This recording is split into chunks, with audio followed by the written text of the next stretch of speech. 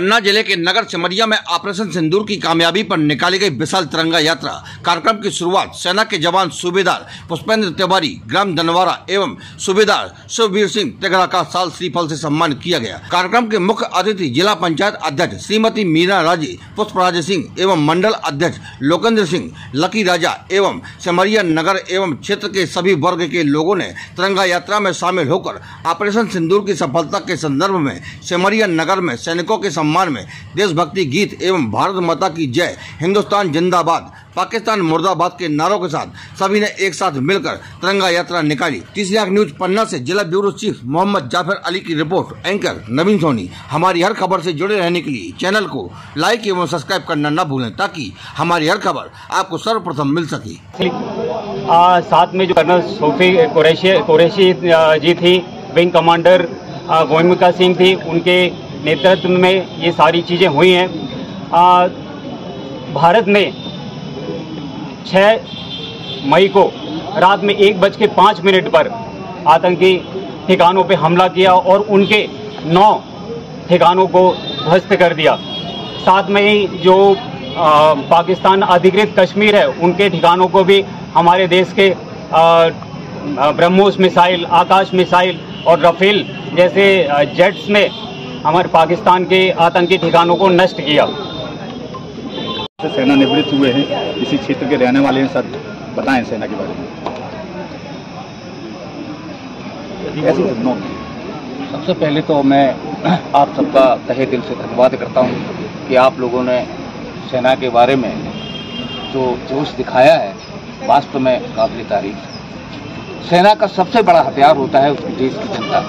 अगर देश की जनता उसके पीछे है तो वो सैनिक आखिरी बूंद तक, कचरे की खून तक भी लड़ेगा और आपको जीत दिलाएगा। दूसरी बात है, मैं 2000 में रिटायर्ड हुआ था।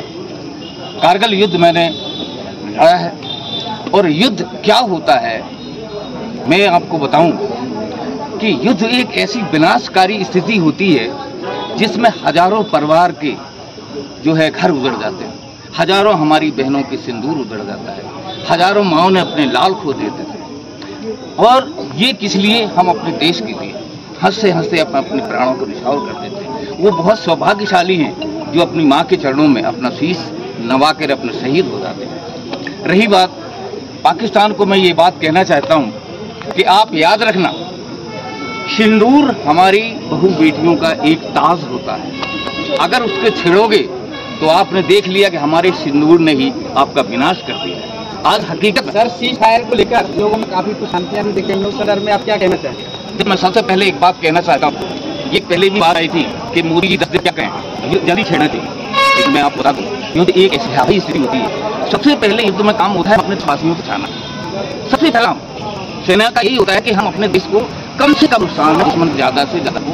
अब तैयारी में सबसे पहला एक हमें जो कमीशन हमारी सरकार की, उसमें सबसे पहला प्रस्ताव ये पास हुआ कि हम सबसे पहले अपना डिफेंस इतना तैयार करें कि पाकिस्तान का दुश्मन का पूरी हथियार हमारे ऊपर अटैक। तो देख लिया आप लोगों ने, हमने उनकी शाही मिसाइल जो अपने आप को घर के देखा, हमारी मिसाइल जो है हमारे हिंदुस्तान बर्बाद कर देगी, वो गिराई। 500 ड्रोन, आप अचंभा करोगे, अगर हमारी डिफेंस और इतनी तड़ी नहीं होती तो 500 ड्रोन अगर हमारे देश के ऊपर तो आज स्थिति क्या होती। वास्तव में सेना के ऊपर गर्व है कि उन्होंने ऐसा 3 डिफेंस बनाया कि उनके हवाई जहाज, उनकी मिसाइल्स, उनके ड्रोन धरे रहे। ये बहुत प्राउड बात है। इसके ऊपर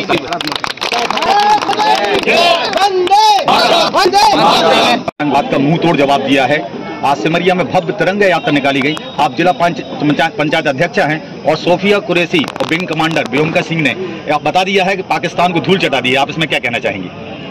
देखिए, सबसे पहले तो आज जिस तरह से माननीय मोदी जी के नेतृत्व में हमारी सेनाओं ने पाकिस्तान को धूल चटाई है, तो हम सभी लोग, पूरा भारतवर्ष सेना के सम्मान में और सिंदूर ऑपरेशन जो किया था उसके सम्मान में पूरा भारत आज मैदान में है। जिस तरह से पहलगांव की घटना हुई थी, दुखद घटना, तो और उन्होंने कहा था, आतंकवादियों ने उनके सिंदूर उजाड़े थे और उन महिलाओं से कहा था कि जाओ मोदी को बता देना।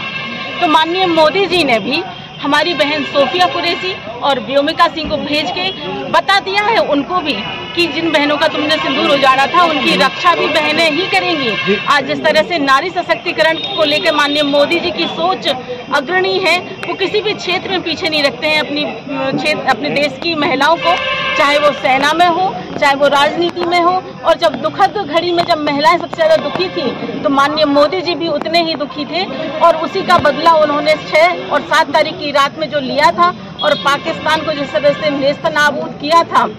साथ साथ ऐसे उनके जो जगह थी, ऐसे पॉइंट थे जहां उन्होंने आतंकवादियों को संरक्षण दे रखा था, जहां आतंकवादियों का प्रशिक्षण चल रहा था, उनका जिस तरह से उन्होंने हमारी मिसाइलों ने जिस तरह से वो उजाड़ दिए हैं, तो निश्चय ही हमारी सेना का सम्मान हम करते हैं, हमारे देश के नेतृत्व का हम सम्मान करते हैं। आज इसी के सम्मान में हम सभी लोग। मैडम, आपके यहाँ पे सेना में पदस्थ सूबेदार पुष्पेंद्र तिवारी हैं जो सेना में भी पदस्थ हैं और आपकी तिरंगा यात्रा में उन्होंने भाग लिया। यहाँ पे अच्छा काम कर रहे क्षेत्र में, इस बारे में बिल्कुल हमारे लिए सम्मान की बात है कि हमारे क्षेत्र के, हमारे अपने ही क्षेत्र के, हमारे पड़ोस के गांव के बेटे पुष्पेंद्र तिवारी जी जो सेना में सूबेदार हैं, हम सबके लिए गौरव की बात है।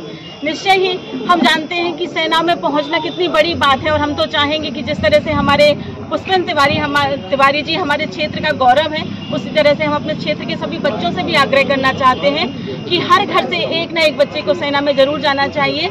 हमारे देश का गौरव होते हैं और आज हम लोग इन सब के सम्मान में नमन करते हैं और बारंबार उन लोग का धन्यवाद करते हैं। वो किस तरह से हमारे देश की सेनाओं पर खड़े रहते हैं और हम सबकी रक्षा करते हैं। कोई किसी के लिए मर नहीं सकता, लेकिन हमारे एक एक सैनिक हम लोगों की रक्षा करने के लिए अपने प्राण न्यौछावर करके खड़े रहते हैं। धन्यवाद। Thank you ma'am, thank you.